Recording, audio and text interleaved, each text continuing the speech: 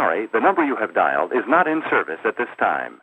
Fuzz Pie Guy here. I'm going to show you how to install ESP32 and ESP8266 boards on our Arduino IDE. Because if we go under our boards, it doesn't show this on a fresh install. So we have to manually install it. So once we have this up, if we go to File, Preferences, down here is where we can add it. So what we can do is just click on that guy there. Then we can just copy the addresses over and put in here. Control V. Alright, so that's the ESP32, and we want this 66. Control V or Command V if you're on a Mac. Alright, so we have them both placed in there, so we'll click OK. Then we'll click OK again.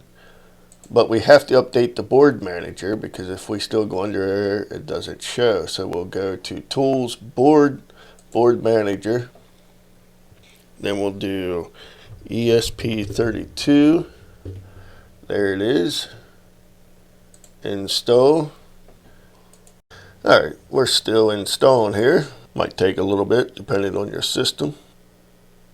Alright, so now we can go back here and do ESP8266 install. And this one will install the 8266 community boards. Then we should be good to go. Alright, so now that is complete. So now if we go up here to Tools, Boards, and now we have our selection here, and our selection right here.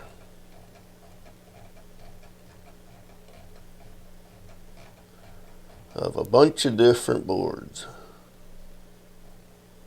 Alright, well, hopefully this helps out, get you started on a fresh install, getting ESP32 and ESP8266 boards installed on your Arduino IDE software. Thanks for watching. Stay tuned for another one.